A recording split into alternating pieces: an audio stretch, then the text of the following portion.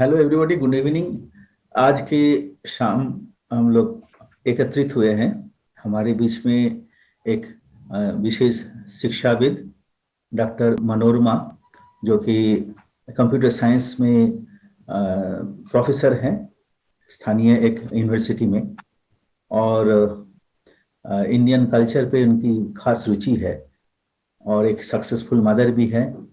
काफ़ी खूबसूरत परिवार है इनका, बच्चे लोग भी काफ़ी अच्छे पढ़ाई लिखाई कर रहे हैं। So she is an successful mother as well as a professional.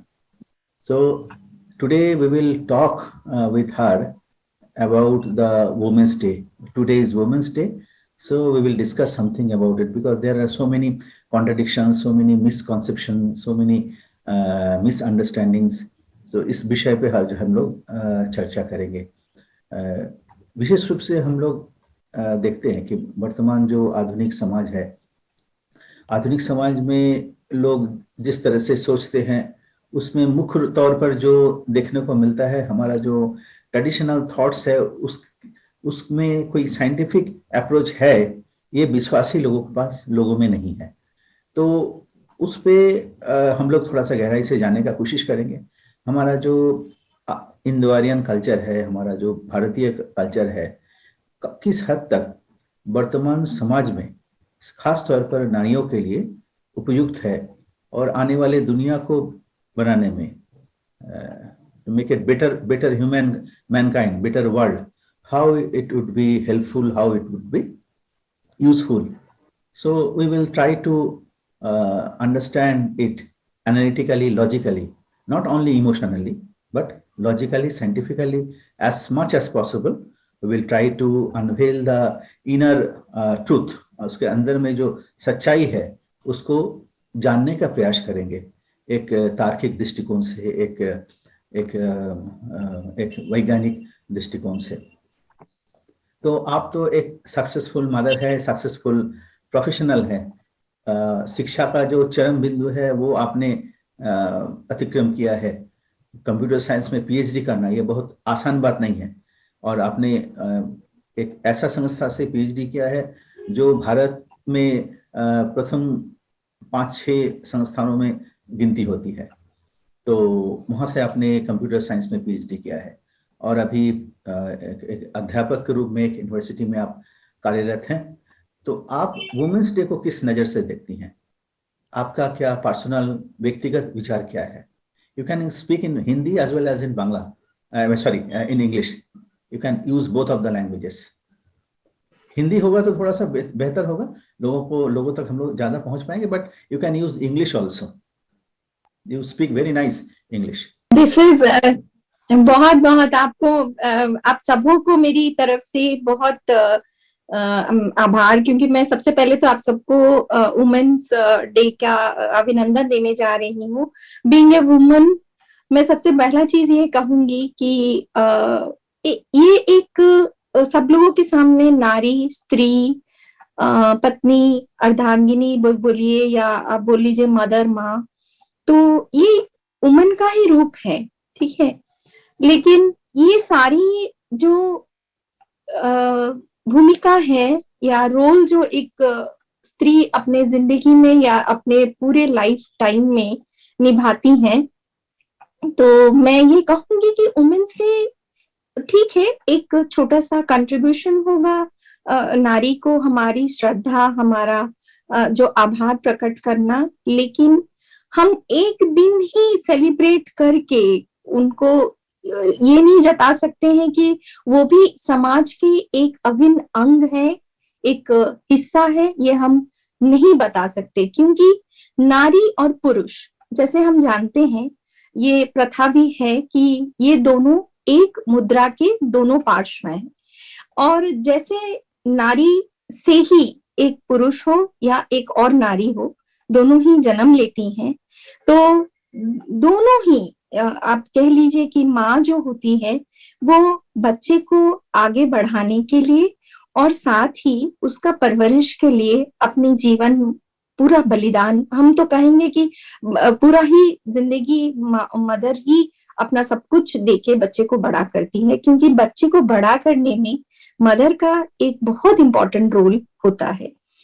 तो ठीक है, अगर सिस्टर रोल कहा जाए तो वही अतिशयोक्ति नहीं होगा, नहीं? बिल्कुल सिस्टर कह लीजिए आप, या आप कह लीजिए कि एक जिनके घर में मदर्स नहीं होती हैं, बहुत कम उम्र में मदर की डेथ हो जाती है, तो उनके इसमें कोई ना कोई नारी कोई भी रूप में उनकी परवरिश करती है या जो भी करती हैं, तो वो जो हम लोग जो ग्रेटिट्यूड जताते हैं वुमेन्स डे के लिए, ठीक है कि हम लोग कुछ एक नारी के लिए समर्पित करते हैं, लेकिन मैं कहूंगी कि ये सारे नारियों के लिए या सारे समाज के लिए ही एक बहुत बड़ा दिन है। क्योंकि नारियों के लिए एक दिन तो हम, क्योंकि आप जब घर छोड़ के जाते हैं कुछ दिनों के बाद या कुछ मिनट के बाद आप वापस आते हैं घर में, तो at the end of the day आप फाइंड आउट करते हैं कि घर में कैसे आपका घर जिस तरह आप छोड़ के गए थे वैसे है कि नहीं है। अगर आपके घर में कोई नारी नहीं है, कोई स्त्री नहीं है, कोई माँ नहीं है, कोई बहन नहीं है, तो शायद वो वापस वैसा आपको नहीं मिलेगा। क्योंकि बहुत सारे पुरुष हैं, बहुत सारे यहाँ भाइयां भी रहते होंगे, अकेले रहते होंगे, बच्चे भी बड़े हो गए होंगे, हॉस्टल्स में रहते होंगे, लेकिन मदर के साथ या अपने फैमिली के साथ या एक नारी के साथ आप अपनी पत्नियों को भी ले सकती है, वो भी तो बहुत मेजर रोल प्ले करती हैं पतियों को साथ देने में, उनको आगे बढ़ाने में। तो मैं कहूंगी कि ये जो आप लोग हम लोग जो मनाते हैं वुमेन्स डे, ये एक दिन का तो समर्पित डे नहीं हो सकता, उन्हें हर दिन चाहिए, 360 दिन भी हम लोग बोलेंगे तो वो कम ही पड़ जाएगा। क्योंकि नारी जो है वो नारी और पुरुष दोनों ही समाज के अभिन्न अंग हैं और दोनों ही बहुत जरूरी हैं एक समाज के लिए। सही आपने कहा, आपने सारे बिंदुओं को स्पर्श किया, लेकिन उसमें से एक विशेष बिंदु शायद शायद आपने जाने अनजाने कहा है, वो बहुत बहुत महत्वपूर्ण है कि नारी से, नारी और पुरुष दोनों का जन्म होता है। ये जो उनका विशेष भूमिका है, ये जो एक विशेष भूमिका है, वो भूमिका कोई भी शेयर नहीं कर सकता उनके साथ। जी, आप राष्ट्रपति बन सकते हैं, राजनेता बन सकते हैं, वैज्ञानिक बन सकते हैं, पॉलिटिकल लीडर बन सकते हैं, इकोनॉमिस्ट बन सकते हैं, कोई भी पुरुष नारी दोनों ही बन सकते, बट ये जो भूमिका उनका है, तो ये भूमिका उनमें जो है वो प्रकृति से मिला है, या इसका under the course of evolution ये बन के आया है। तो ये गुण को हम किसी भी तरह से किसी के साथ शेयर नहीं कर सकते हैं। तो इस गुण का परवरिश करने के लिए, इस गुण को हम लोग किस नजर से देखते हैं, इसको आप जरा सा बताएंगे? क्योंकि ये खास विशेष विषय है। बाकी ठीक है, प्रोफेशनल उसमें भी हम लोग बात करेंगे, जहाँ पे नारी स्वतंत्रता की बात आएगी, स्वावलंबनता की बात आ जाएगी, समान अधिकार की बात आ जाएगी। लेकिन ये जो विषय है, इसको हम लोग किस नजर से देख सकते हैं? आपका क्या विचार है, आपका क्या सोच है? फिर मैं अपना भी विचार इसमें शेयर करने का कोशिश करूंगा। जी, देखिए, role of a women in nation building जब हम बात कहते हैं, तो there is no chance for the welfare of the world unless the condition of women is improved. That is all we have seen till now. It is impossible for a bird to fly on only one wing, because हमारे जो हम कहते हैं ना, 2 wings हैं, तो एक है नारी और एक है पुरुष। तो एक बर्ड जब फ्लाई करता है उसके दोनों विंग्स जरूरी हैं, ठीक है। तो यहाँ आप, हाँ, हम नारी कहते हैं कि नारी आजकल आज बहुत ऊपर ऊंचाइयों को छू रही हैं, बहुत ऊपर पहुंची हैं, लेकिन हम कहते हैं कि कहाँ है फिर वो महापुरुष, कहाँ है वो जो आज जो समाज जो गति में, जैसे अभी हम तृतीय विश्व युद्ध को सामने देख रहे हैं, जो आगे हम मतलब हम सोच पा रहे हैं कि वो होने जा रहा है। तो मुझे लगता है 2022 में आके हम युद्ध को अगर फेस करते हैं तो वो तो सहज बात तो है नहीं, लेकिन इसमें हम ये नहीं कहेंगे कि हाँ वुमेन आर ओनली रिस्पॉन्सिबल है, women are responsible for all this things. लेकिन एक चीज हम कहेंगे कि चैरिटी बिगिंस एट होम। तो जैसे घर में परवरिश होगा, जैसे घर से हमारी नैतिकता हम जैसे सीखेंगे, हम इसी चीज को आगे बढ़ाते जाएंगे। ठीक है। तो जैसे नेशनल लीडर्स, हमारे नेशनल लीडर्स थे, नेहरू जी थे या फिर डॉक्टर राजेंद्र प्रसाद जी थे, तो इन्होंने भी हम लोग जब उनको देखें, उन तो हम लोगों ने देखा, महात्मा गांधी जी भी थे। हम तो बहुत उनका नाम नहीं ले सकते, हमारे पास बहुत सारे नेताएं हैं, कंट्री मैन हैं, who have struggled a lot to achieve our freedom also. We have seen throughout the national leaders, revolutionary leaders हैं, हमारे पास फ्रीडम फाइटर्स हैं। हम उनका भी अगर जीवन को अध्ययन करते हैं, इवन हमारे जो, क्योंकि मैं एक सत्संगी हूँ, मैं ठाकुर अनुकूल चंद्र जी का भक्त हूँ, मुझे पता है ठाकुर जी ने कैसे नारियों को बोला गया है कि नारी का नीति, उन्होंने अपने वाणियों के द्वारा नारियों के लिए एक नारी नीति बुक प्रकाशित किए थे। और उसमें जो कहा गया है, शब्द जो जोड़े गए हैं, उसमें एक ही चीज कहा गया है कि हे नारी, आप अपने आप को कमजोर, अबला, दुर्बला मत समझिए। आप ये मत समझिए कि आप कुछ कर नहीं सकते हैं। आप ही हैं जो इनडायरेक्टली देश चला सकते हैं।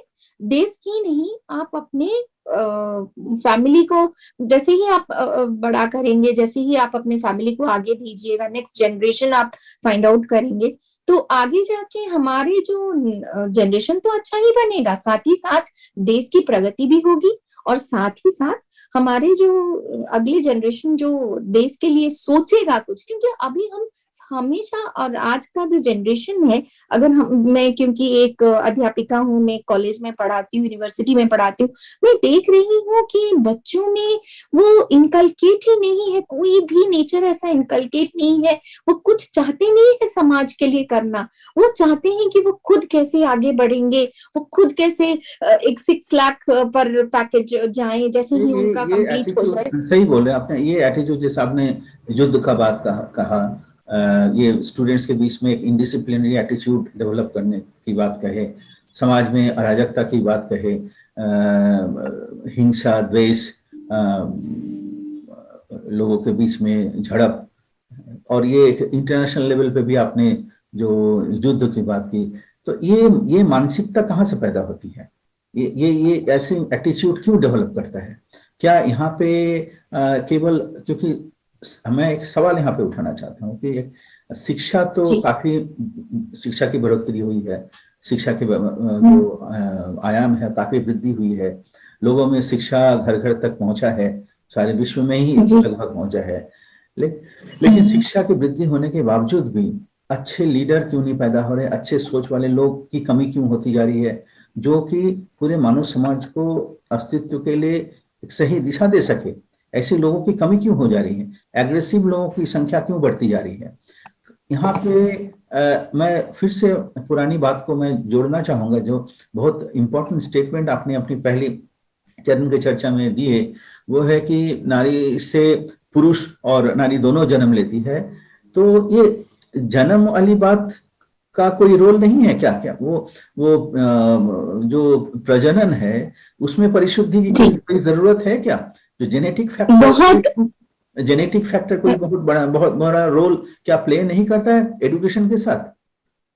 बहुत अच्छा सवाल आपने किया है। हाँ जी, मैं इसका बारे में भी बोलना चाहूंगी। ये जो प्रजनन, जो नारियों को एक शक्ति भगवान ने दी है प्रभु की तरफ से, या उनको नेचर की तरफ से, एक बहुत अच्छी, ये मैं कहूंगी, ठीक है, उनको प्रजनन क्षमता मिली है, उन्होंने वो लेती हैं, वो अपने शरीर में, कोख में बच्चों को बड़ा करती हैं, 10 महीना कोख में रखती हैं, फिर पैदा करती हैं, जो कि एक नेचर का अमूल्य दान है।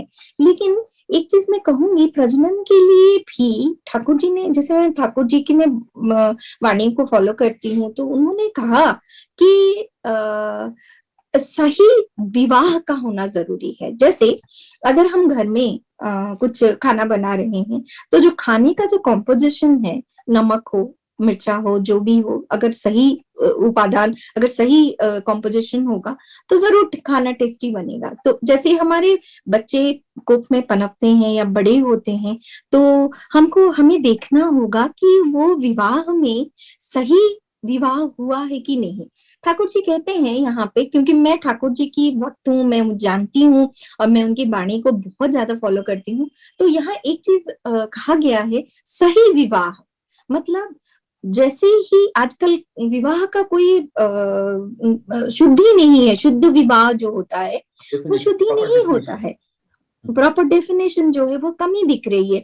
किस चीज की कमी है? जैसे सवर्ण विवाह बोलते हैं। सवर्ण मतलब सेम कास्ट हो गया, सेम अपने ही जैसे अलग गोत्र हो गया, सवर्ण विवाह। और तो वो विवाह में बहुत कमी है। अभी बस एक नारी एक पुरुष से शादी कर रहा है, बस यही हम देख रहे हैं।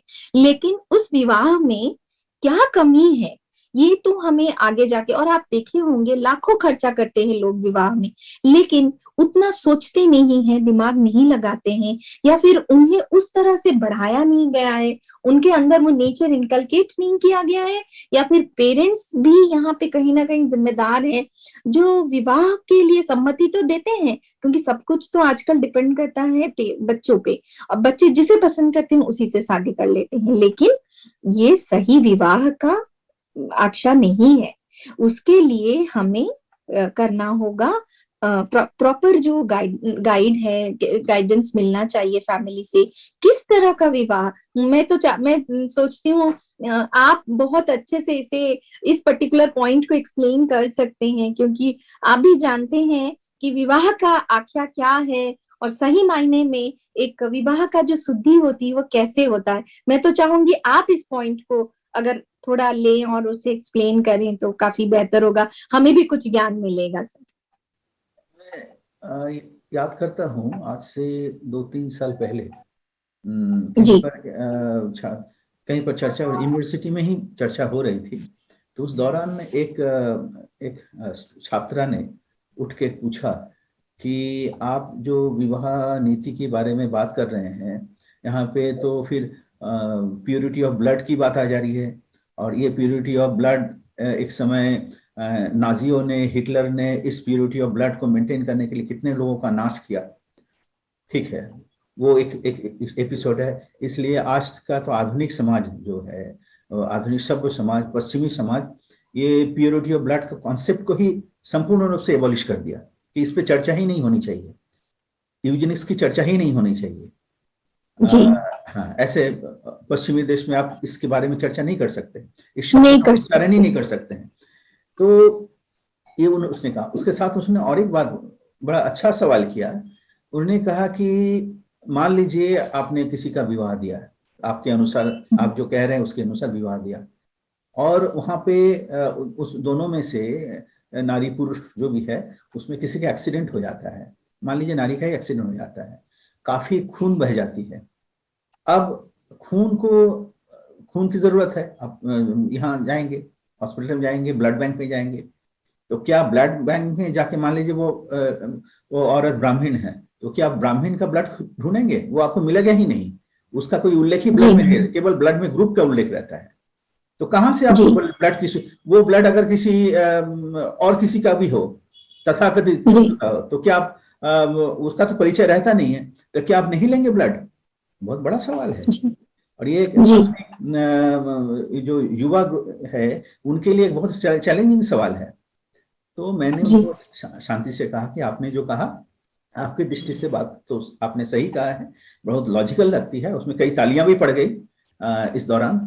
तो मैंने कहा कि देखिए, पहले जहां तक रक्त की बात है, रक्त का मिश्रण जो होता है वो जेनेटिक इफेक्ट उसका नहीं होता है। मतलब जो जेनेटिक जो आई मीन प्रजनन जो सेल है ना, उसमें इसका कोई असर नहीं पड़ता। और ब्लड जो है हर 3 से 4 महीना के बाद वो ब्लड डेड हो जाता है, नया ब्लड सेल डेवलप करता है, बर्थ होता है। तो आप जो कह रहे हैं कि वो ब्लड रक्त शुद्धि इस दृष्टि से नहीं कहा गया कि आप ब्लड किसी इस जात का उस जात का, इसमें जात पात वाली बात नहीं है।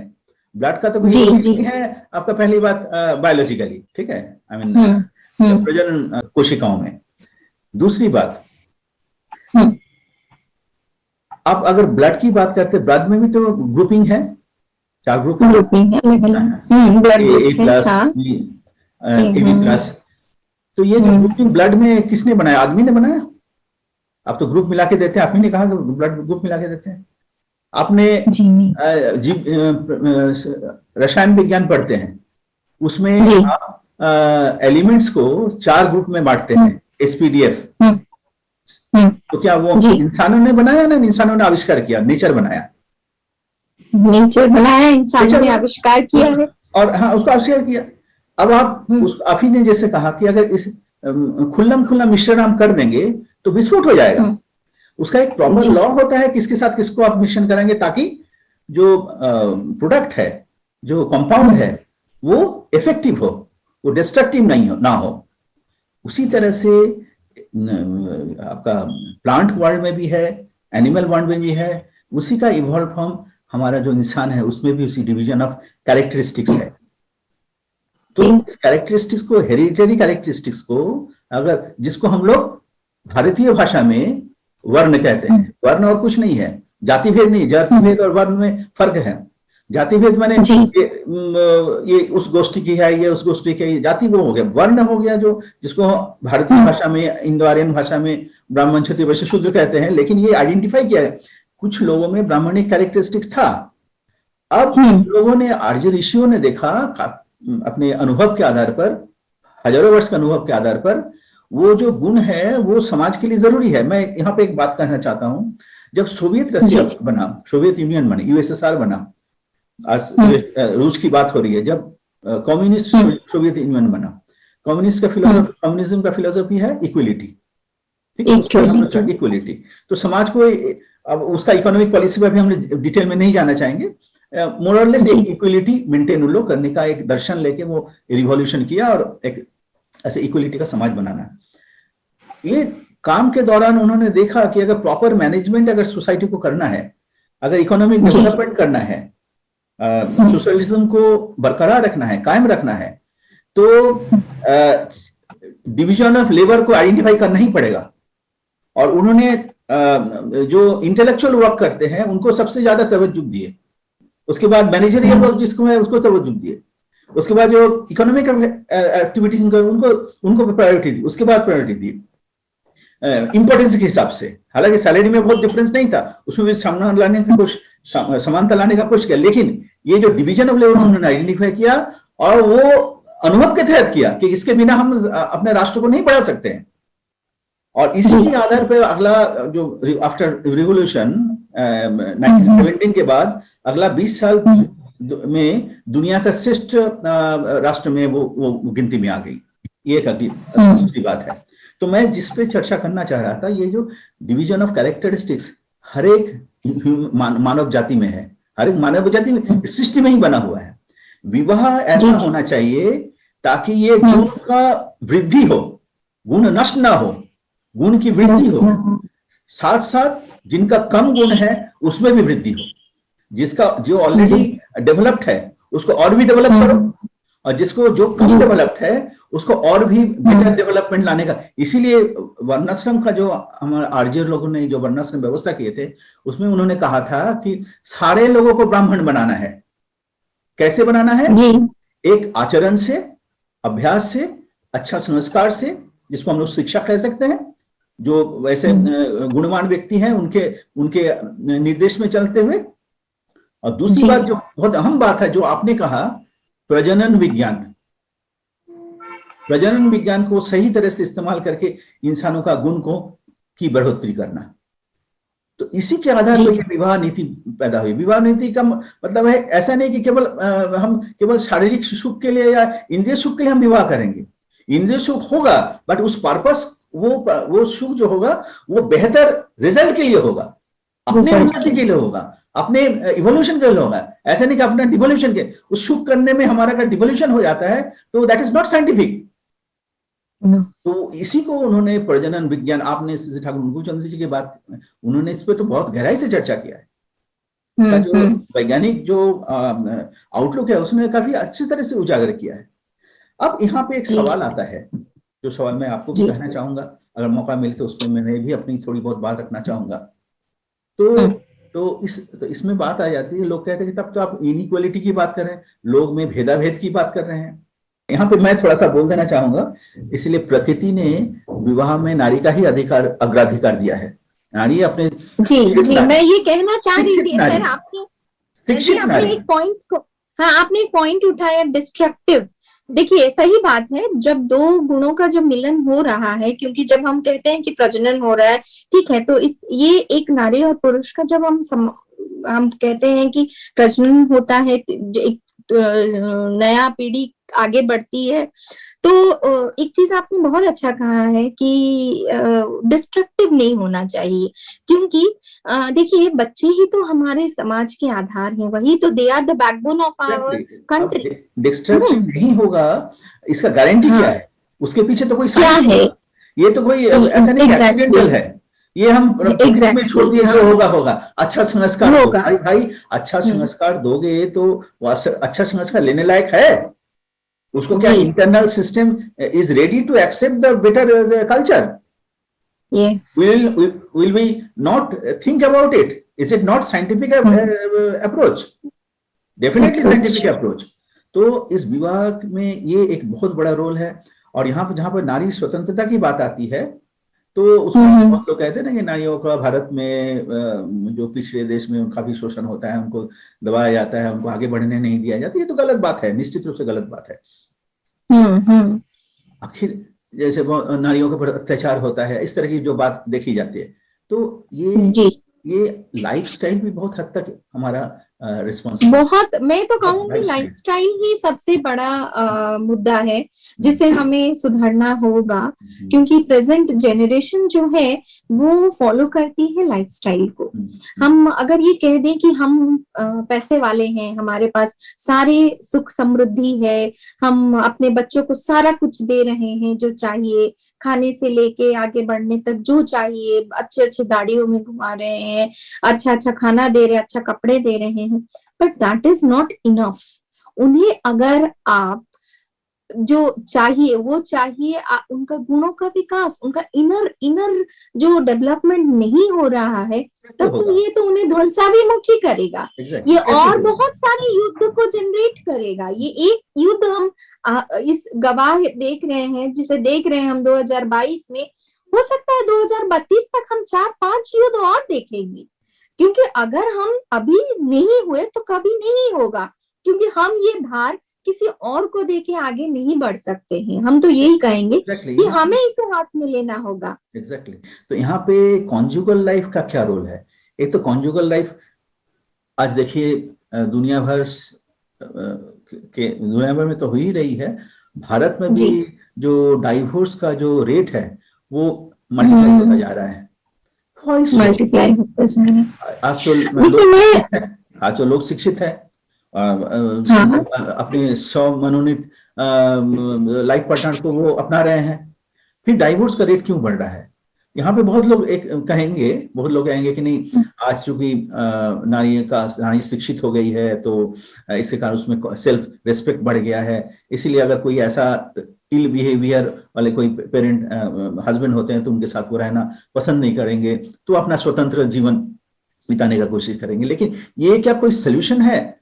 सोल्यूशन अगर सोल्यूशन ढूंढना है तो how to improve the family life and what is the factor of conjugal love, ये समझना होगा। आपने कितना सुंदर कहा कि क्या ये मेटीरियल फीडिंग से, मेटीरियल फुलफिलमेंट से क्या कॉन्जुगल लव आ सकता है? आप तो इतने सक्सेसफुल मदर हैं, वाइफ हैं, आपके हस्बैंड इतने बड़े पोस्ट पे हैं, आप भी इतने बड़ी शिक्षित, तो क्या ये तो मेटीरियल, तो क्या हम उसको जरूरत नहीं है? अवश्य जरूरत है, लेकिन how to use that material comfort for betterment, वहां पे तो हमने ज्यादा सोचा नहीं। What is the factor of conjugal love? तो यहाँ पे अगर आप इजाजत दे तो मैं 1-2 बात कहना चाहूंगा जी। तो the factor of conjugal love is there must be a common factor among them which will bind them together. कौन सा फैक्टर है जो दोनों को एक जगह रख सकता है? इसमें दो फैक्टर, दो चीज काम करती है। Temporary binding, aggressive binding factor हो जाता है। दोनों का जो बायोलॉजिकल डिजायर, वो एक फैक्टर है जो दोनों को एक साथ एक जगह करता है। लेकिन higher goal of life, higher purpose of life, why I have come, who are responsible for my existence, who are the factors, what are the factors that always helping stand with me for my betterment? कौन कौन सा विषय है? तब देखा जाएगा कि हमारे परिवेश में किसी को भी हम इग्नोर नहीं कर सकते। जो कि आज के एक फ्लैट में हम लोग रहते हैं, बगल वाले फ्लैट में किसी का बीमारी पड़ गया, मुझे पता ही नहीं चलता, लोग मर गए, पता नहीं चलता, माँ का देहांत हो गया, सो सैड न्यूज। 3 महीने के बाद बेटा फॉरेन से आता है, दरवाजा खोलता है, 3 तक कोई कांटेक्ट नहीं, आगे दरवाजा खोलता है, स्केलेटन पड़ा हुआ है। ये घटना घटी थी दिल्ली के पास। तो ये जो पारस्परिक दाम्पत्य प्रेम, ये कहां पर स्टैंड करेगा, कैसे स्टैंड करेगा? Unless they don't have a higher goal of life. जब तक उनका जीवन में कोई उच्च आदर्श नहीं रहेगा, उच्च उद्देश्य नहीं रहेगा जीवन का, तो वो उच्च उद्देश्य क्या है? कोई फिलोसफी है क्या? नो। कोई स्टोरी है क्या? लिविंग ह्यूमन साइकोलॉजी बोलता है अल्टीमेटली इंसान चाहता है लव। इंसान क्या, हर एक लिविंग फैक्टर चाहता है लव, लिविंग फैक्टर। इवन आप एक पेट एनिमल्स को भी रखते हैं तो हम नॉट ओनली दैट, आपका अगर आप एक बोला जा रहा है, अगर आप एक मैटर को आप यूज कर रहे बहुत दिन से, आपके साथ उसका एक ट्यूनिंग हो जाता है, आपके साथ एक एनर्जी लेवल पे उसके साथ ट्यूनिंग हो जाता है, मैटर के साथ भी, उसका भी कॉन्स्टिट्यूशन आपके अनुसार वो अपने आप को चेंज करता है जी, एब्रॉप्टली नहीं, बट कहीं वो फैक्टर कम करता है। तो ये जो बाइंडिंग फैक्टर को अगर हम नहीं देखेंगे, मतलब वो हायर आइडियल को हम लाइफ में नहीं लाएंगे, तो कभी भी कॉन्जुगल लव परमानेंट स्टे नहीं कर सकता है। And on the basis of that loving connection, when they conceive a child, definitely he will be a higher quality of offspring. This is the factor. Yes. ये शिक्षा आप नारियों को 1000 शिक्षा दे दीजिए, ये शिक्षा अगर नहीं मिलेगा तो प्रकृत रूप से स्वाधीनता जो हम कह रहे हैं, women's freedom is not only the economic freedom, but for what she is, how she was made, what nature has made her, what speciality in her. वो स्पेशलिटी का अगर नरिशमेंट नहीं होगा तो 1000 आप इकोनॉमिक फ्रीडम उनको दे दीजिए, तो फिर रिजल्ट क्या होगा फिर? And I think every woman wants to be the mother of a best child. I am not a woman, I don't know, but I think so. कोई भी माँ चाहेगी, definitely yes, being a mother I also want, I उनका want बेटा जो होगा, उनका संतान जो होगा, वो दुनिया का श्रेष्ठ संतान होगा। They want, it is common, but उसके लिए जो करना चाहिए, उनके जो संयम होना चाहिए, उनके जो अपने आप को डेवलप करने का जो प्रोसेस है, उस पे वो जाना नहीं चाहते। एंजॉय करेंगे, करते करते हो जाएगा, अच्छा पढ़ाई करा देंगे, नहीं होगा। इस विषय पे भी हमको लगता है कि इस वुमेन्स डे में एक मैसेज उनके पास जाना चाहिए, उनको इस विषय में सोचना चाहिए। आप क्या कहती हैं? मैं तो यही कहूंगी कि ठीक है, क्योंकि वुमेन जो, जैसे आपने एक चीज सही कहा कि बहुत पढ़ी लिखी हो रही हैं, they are educated now, they are independent enough to think about और take the decision of their own life. Okay, women liberalisation या जो लिबरेशन ऑफ वुमेन जो है, that has become very popular because everybody, हो सकता है कि आजकल का तो जो समाज है उसमें नारी और पुरुष या बेटा और बेटी को इक्वल राइट्स हम लोग देते हैं। बेटा जो पढ़े, बेटी भी वैसे ही पढ़ रही है, ठीक है, ये बहुत अच्छी बात है। लेकिन कहीं ना कहीं जो संयमता होती है या जो सक्षम है लेडी एक चीज के लिए, क्योंकि हम ये तो एक्सेप्ट करेंगे ना कि नेचर ने उन्हें एक अलग ही क्वालिटी दी है, वो है प्रजनन क्षमता जो है, तो क्योंकि वो तो पुरुष में नहीं है, तो अगर नारी में ये है तो ऐसा और क्या चीज है जिससे नारी उसे आगे तक ले सके, या वो जो आप जैसे बोले बेस्ट ऑफ डेवलप कर सके, बेस्ट ऑफस्प्रिंग हो, तो उसका जो रिजल्ट है वो बेटर हो। बेटर हो। तो एक चीज मैं कहूंगी कि लड़कियां बहुत करियर ओरिएंटेड हो रही हैं, ठीक है, ये भी बहुत अच्छी बात है, लेकिन क्या आप बोल सकते हैं कि हम करियर ओरिएंटेड है तो हम अपना घर का देखभाल नहीं करेंगे, आप कुकिंग किसी और पे छोड़ सकते हैं, घर का देखभाल किसी और पे छोड़ सकते हैं, लेकिन बच्चों की जो परवरिश है, हमारी जो नेक्स्ट जनरेशन की जो सिविलाइजेशन जो हमें आगे बढ़ानी है, क्या हम उसको किसी और पे छोड़ सकते हैं? क्या हम उसको बिना एडुकेट किए घर का संस्कार दिए, या हमारी परंपराओं से, हमारे जो इंडो आर्यन जो सभ्यता है, जैसे हमें बोलती हैं कि हमें करना चाहिए जिस तरह, बिना सिखाए क्या हम उसे आगे ले सकते हैं? मैं तो कहूंगी ये नहीं हो सकता, आपका कोई अल्टरनेट नहीं हो सकता, आप ही को आगे लेके जाना है। तो मैं आपसे फिर से एक चीज वही पूछूंगी कि व्हाई प्रतिलोम marriage is going up in high society women? क्या इसलिए कि वो प्रतिलोम होने से या इससे कोई इफेक्ट है सोसाइटी में? आप कुछ सोचते हैं इसके बारे में? का शुरुआत बहुत बेसिक जगह से शुरू हुआ है। हर एक जो स्टेप मैं कहूंगा, सारे स्टेप आज मैं जो कह रहा हूं, कहने जा रहा हूं, वो सारा वर्तमान जो प्रोसेस जो चल रहा है, समाज का जो विकास, जिस तरह से समाज आगे बढ़े, हर एक स्टेप में उसको वो स्ट्राइक करता है। कैसा? सबसे पहला इसका जो शुरू होता है वो है को एडुकेशन। यहाँ पे लोग बोलेंगे नहीं, को एडुकेशन जरूरी है, ये तथ्य है, ये एनालिसिस है, इसका सर्वे हुआ है।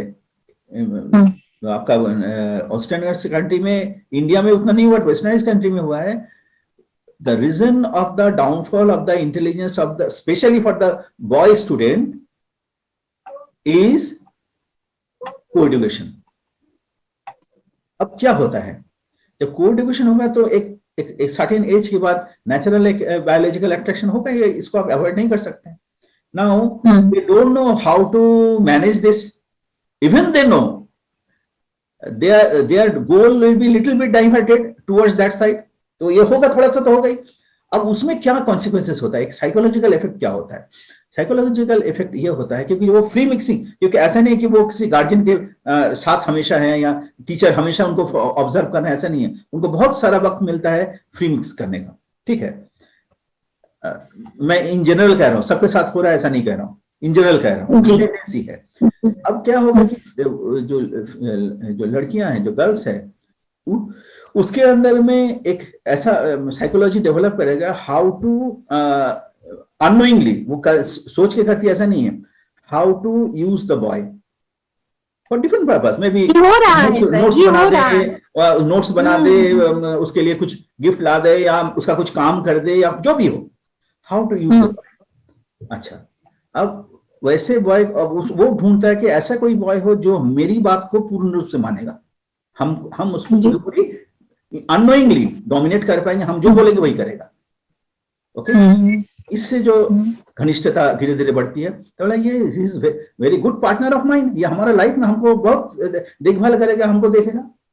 Now a tendency of going towards the inferior, जिसको किसको डोमिनेट कर सकता है, जिसका क्वालिटी थोड़ा कम हो, तो इंफीरियर की तरफ एक टेंडेंसी उसके अंदर में डेवलप करेगा। पुरुष के अंदर में क्या करेगा, तो बॉयज के अंदर how to impress the girls, उसके अंदर में एक वुमेन एटीट्यूड धीरे धीरे डेवलप करेगा। उसका ड्रेस, उसका रहन सहन, उसका चाल चलन, उसका सोच, to come closer to the women, girls. तो क्या हुआ कि उसके अंदर में एक साइकोलॉजिकल डिफॉर्मिटी हुआ, जो उसके अंदर एक्चुअल पुरुष है वो धीरे धीरे अभ्यास से धीरे धीरे वो डाउनफॉल हो रहा है। इसका भी डाउनफॉल हो रहा है, उसको भी डाउनफॉल है। Now they are coming together and become couple after certain years. तो बोले नहीं, वो तो अब इकोनॉमी इंडिपेंडेंट हो गया, करने दो ना, क्या दिक्कत, वो अगर खुश है तो खुश है। व्हाट खुश क्या? तो बोलेगे नहीं, उसका खुशी आपके लिए बड़ा चीज नहीं है। अरे हमको शराब पीने से मुझे खुशी होती है, आप हमको शराब पीने देंगे? मुझे ड्रग लेने से खुशी हो रही है, बहुत आनंद मिल रहा है, आसमान में मुझे ड्रग लेने देंगे? खुश का मतलब वो आचरण करेंगे जिसमें हमारा एग्जिस्टेंस कायम रहे, हमारे जो बढ़ोतरी है वो बढ़कर रहे, हमसे जो जनरेशन आएगा वो काफी बेटर हो, रिस्पॉन्सिबल हो। जी। तो यहाँ से आ जाता है प्रतिलोमने, women's are going downwards, they are selecting the husband as a husband life partner who is much inferior then her. तो यहाँ से प्रतिलोम हो जाता है। तो ये this is against the law of eugenics. आप नेचर में देखिए, प्लांट्स में देखिए, एनिमल में देखिए, हायर क्वालिटी के फीमेल को अगर ब्रीड करवाया जाए इंफीरियर मेल से, they will it will produce inferior progeny. कुछ दिन बाद समाप्त हो जाएगा। We may not be the witness of the consequences, but after few generations, they will be the destructive element for the society. वो intelligent destructive nature के होंगे। That's why हमारा जो परंपरा की जो हम लोग बात करते हैं, वहां पे जो मना किया गया था, ऐसे ऐसे नहीं मना किया गया था। उन लोगों ने, उनके पास कोई साइंटिफिक एविडेंस नहीं था, बट ऑब्जर्वेशन था। After thousands of years they have observed that the result of this is giving this, the result of this is this. So take those results which are evolving us, वो law बना दिया, और बाकी जो devolve कर रहा है उसको रोकने के लिए कहा। हम आज कहते हैं कि नहीं, जो इच्छा उसको खुशी, मेरी खुशी है, अपना पिता बच्चा खुशी है तो हम खुशी। अरे खुशी, तुम तो उसको तो उनको मर्डर कर दे रहे हो। एकदम सही बात है। बिगर क्राइम देन स्टैबिंग। स्टैबिंग करने से एक आदमी का हत्या होता है, आपने जिस एलिमेंट को पैदा किया वो हजारों लोगों का हत्या का जिम्मेदार बनेगा। जी, होना है। क्या हम तो ये लिबरेशन भी, in the name of liberation we are doing harm to our society, हम ये भी कह सकते हैं। एग्जैक्टली, लिबरेशन माने लिबरेशन हमारा अच्छाई क्या है इसकी जानकारी मुझे नहीं है। आज के एजुकेशन सिस्टम, फैमिली सिस्टम ये नॉलेज मुझे देने में सक्षम नहीं है। तो हमको इसको ढूंढना होगा, हमको रैशनली ढूंढना होगा, साइंटिफिकली ढूंढना होगा। For the mere enjoyment we should not sacrifice our life, it has lots of importance. ये जो बर्थ मुझे मिला है, इसका बहुत बड़ा रोल है सोसाइटी के लिए। उसको हम इग्नोर ना करे, उसको नष्ट ना करे, यही पर्पस है। That is this education makes a woman a pure and independent woman. I think this message must go to them as in the day of Women's Day. Women's Day, sir. Even I उसमें ma'am, उसके madam economic liberty भी आएगा। अगर आपके पास quality human resource है तो economic liberty आएगा ही आएगा।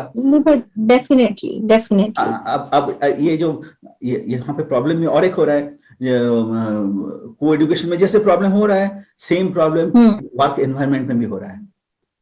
जी, जैसे अभी अगर आपने हिजाब का अभी एक बर्निंग इश्यू अगर आप देख रहे होंगे, तो जैसे वर्किंग प्लेसेस में या एजुकेशनल इंस्टीट्यूट्स में हिजाब को लेके बहुत सारा अभी चैलेंजेस आए हैं। क्या हिजाब प्रैक्टिस करना मुस्लिम वुमन में सही में इज इट अलाउड, या फिर इसको एक इश्यू बना दिया जा रहा है आज के सोसाइटी में? आप क्या कहेंगे? हाँ, जहां तक कुरान का, as far as the Quran is concerned, there is no instruction about the hijab. These were made by the followers after the demise of Hazrat Muhammad, when they were going to attack and spreading their Islam in different countries like Egypt or Greece. Then they made some laws and hijab came under that. तो हिजाब की बात जो है, हमारे घूंघट भी तो एक हमारी परंपरा, भारतीय परंपरा है। शादी के दौरान लोग घूंघट पहनते हैं। क्रिश्चियनिटी में भी देखा जाता है, जो लड़कियां का शादी होता है वो एक टाइप का या जो भी क्या बोलते हैं वो गाउन, वो ढक के पहनते।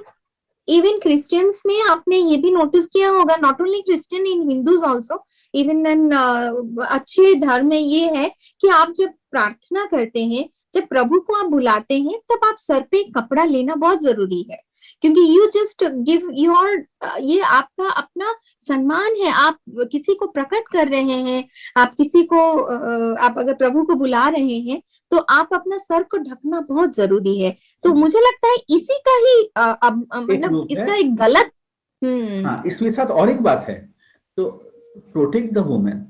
मैं इसमें बहुत लोग भड़क जाएंगे कि नहीं आप फिर वुमेन इंडिपेंडेंस को आप ये कर रहे हैं, चोट पहुंचा रहे हैं। ऐसी बात नहीं है। देखिए, पर्पस था उनको वो वुमेन किसी भी तरह से साइकोलॉजिकली इन्फेक्टेड ना हो बाय द एनवायरमेंट, साइकोलॉजिकली उनके ऊपर मन पे कोई गलत असर ना पड़े। So let us protect my face so that no one will look on me in different view. तो वो उस होता है तो उसका असर पड़ सकता है। यहाँ पर एक सवाल भी आता है कि नारी की सुरक्षा, अगर जिसमें पर्सनैलिटी होगा, जिसके अंदर वो डैशिंग पर्सनैलिटी होगा, जिसके अंदर में हम कह रहे हैं कि मदरली पर्सनैलिटी होगा, the evil person can not even come near to her. ये इज प्रूव्ड फैक्ट, जिसको हम लोग सतीत्व कहते हैं। सतीत्व लोग आधुनिक में से सतीत्व प्रतित्व ये सब ये पुरानी युग की बात है। नो, इसको आप मानना करते हैं, चेस्टिटी, प्योरिटी। जब हमारा सिस्टम प्योर होगा तब हमारे अंदर में जो आएगा वो भी प्योर होगा। हम आने वाले जिसको हम सोसाइटी को हम गिफ्ट करेंगे, that is the greatest gift in the world. आप एक राष्ट्र दे दीजिए, आप इकोनॉमी दे दीजिए, आप एक पॉलिटिकल सिस्टम दे दीजिए, बट एक अच्छा इंसान आप देते हैं। एक विवेकानंद को ऑफर करते हैं, एक सुभाष चंद्र बोस को ऑफर करते हैं, महात्मा गांधी को ऑफर करते हैं, आइंस्टाइन को ऑफर करते हैं वर्ल्ड को। That is the best gift. इससे बड़ा गिफ्ट क्या हो सकता है? yes. जो अभी का समाज के लिए बहुत जरूरी है, क्योंकि ये नहीं है, ये अभी हम हाल फिलहाल में देख रहे हैं 40-50 साल से हमारी जो परवरिशें हैं, पता नहीं कौन सी कमी रह गई है। हो सकता है बहुत सारे लोग नोबेल प्राइज जीत रहे हैं, बहुत सारे लोग ऐसे हैं हम में से जो इमेंसली टैलेंटेड हैं, लेकिन मैं कहूंगी कि उस तरह का जो प्रकृति का जो उस तरह का जो एक क्वालिटी आना चाहिए वो नहीं आ रहा है। तो कहीं ना कहीं इस वुमेन्स डे पे मुझे लगता है इस चीज की तर्जना होना बहुत जरूरी है। जो इमेंसली क्वालिटी वाले लोग हैं, टैलेंटेड हैं, जिनको आप नोबेल प्राइज दे रहे हैं, आप उसका थोड़ा केस स्टडी कीजिए ना। How they have born, what are the roles of their parents. उसमें दो फैक्टर निश्चित रूप से दिखाई पड़ता है, वो कोई भी वर्ल्ड के सक्सेसफुल इंसान का हो। एक, the children, those who are successful man in the man, और I am talking about human, not man, humans, exactly, human हम कह रहे हैं। दे मस्ट हैव, उनका निश्चित रूप से माता पिता के प्रति प्रगाढ़ श्रद्धा। Without respect to their parents, they cannot become a successful man, number one. Number two, the purity conjugal life, purity of conjugal, आपस में गहरा प्रेम, और गहरा प्रेम मैं पहले बताया, वो एक हायर थॉट्स उनके अंदर में नहीं रहेगा तो प्रेम कभी भी स्थायी नहीं हो सकता है। Only biological need cannot make them together unless they have a higher purpose of life. इसीलिए लाइफ में एक डिसिप्लिन होने के लिए एक डिसाइपल होना जरूरी है। एक डिसाइपल मास्टर के पास जाना जरूरी है, who knows everything, who can guide me in every step of my life, he can find out what are my mistakes, what I am doing. तो ऐसा एक व्यक्ति का, मास्टर का, गुरु, कोई मास्टर बोलिए, लीडर बोलिए, एकदम जरूरी है, ये मैं समझता हूं। सो marriage reform, marriage and leadership, proper leadership, proper guide, proper master, these two factors, and accordingly education, cultural education, or whatever education, if these three factors are the most important for making the society. And I would say, I must say, मुझे ऐसा लगता है नारी लोग, women लोग, ये इस role को पुरुष से कई गुना ज्यादा निभा सकती है।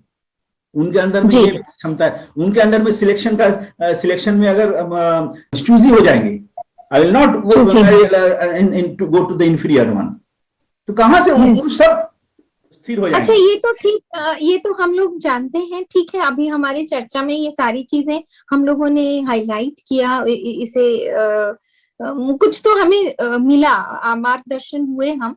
लेकिन एक चीज और है, मैं आपसे ही पूछना चाहूंगी, क्या स्वामी के प्रति, हस्बैंड के प्रति 100%, हम क्या बोलेंगे, 100% समर्पण, क्या आप सोचते हैं ये भी एक फैक्टर है जो आजकल की नारियों में कमी है? मैं तो कमी का आज मैं नहीं कहना चाहूंगी, because women are integral part of the society. They take even being an independent woman also. जैसे हम लोग देखते हैं लता मंगेशकर जी, वो कभी शादी नहीं की थी, लेकिन वो अपने चरम उत्कर्ष, चरम मतलब उनको जो चाहिए, भारत, हाँ हाँ, भारत रत्न तक वो पहुंच गई। शायद ही कोई नारी अदर देन लता मंगेशकर जी उस जगह पे पहुंच, उच्च कोटि में। God in the field of हाँ, she is next to, हाँ, she is next to God।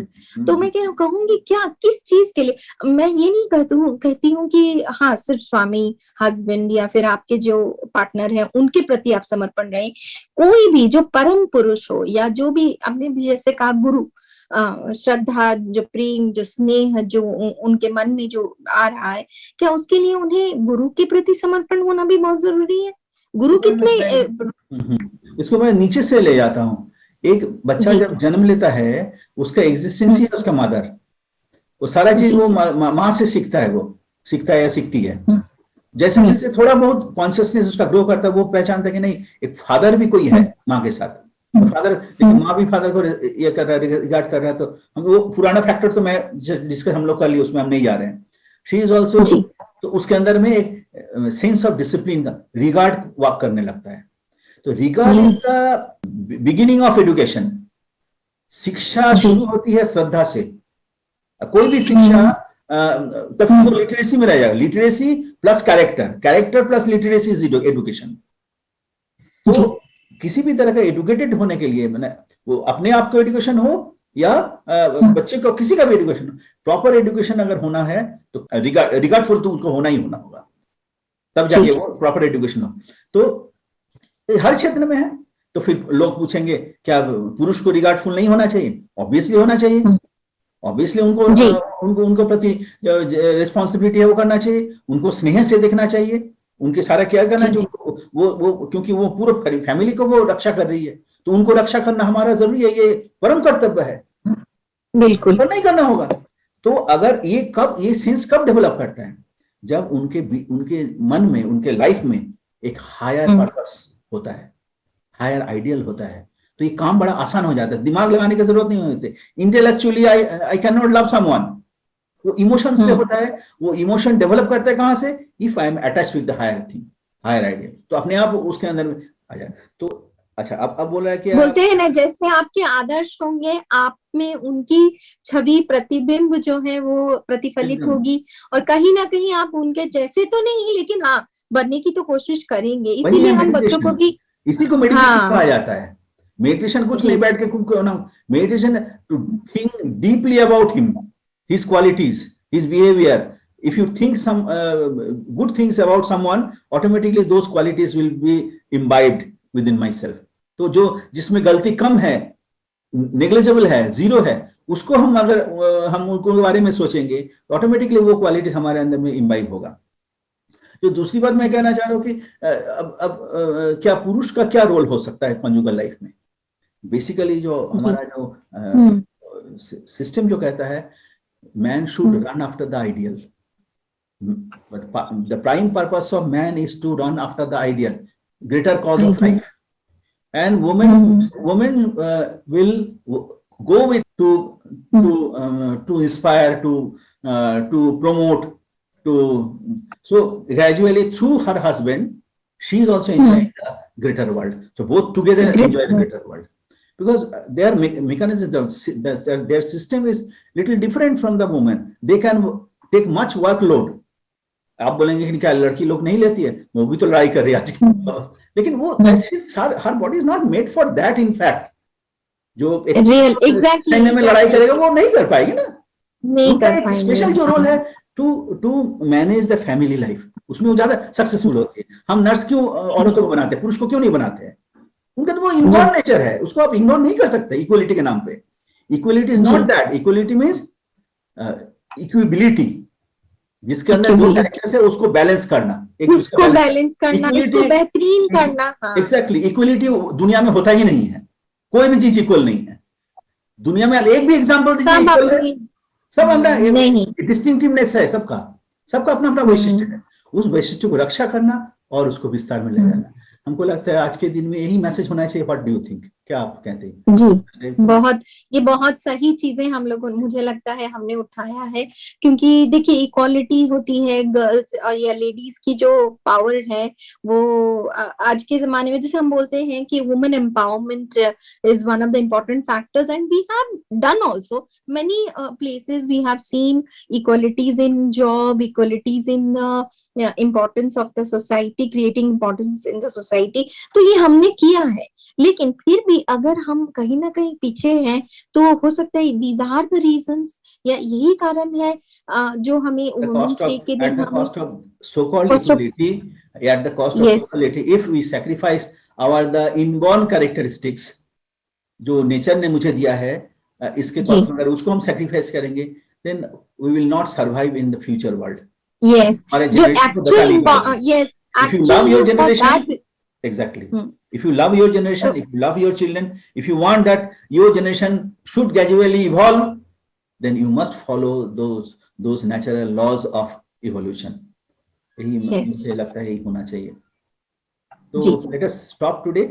We will again discuss. Once again आप सबको मेरी तरफ से thank you so much for coming and discussing so nice things, and how nicely you have explained everything.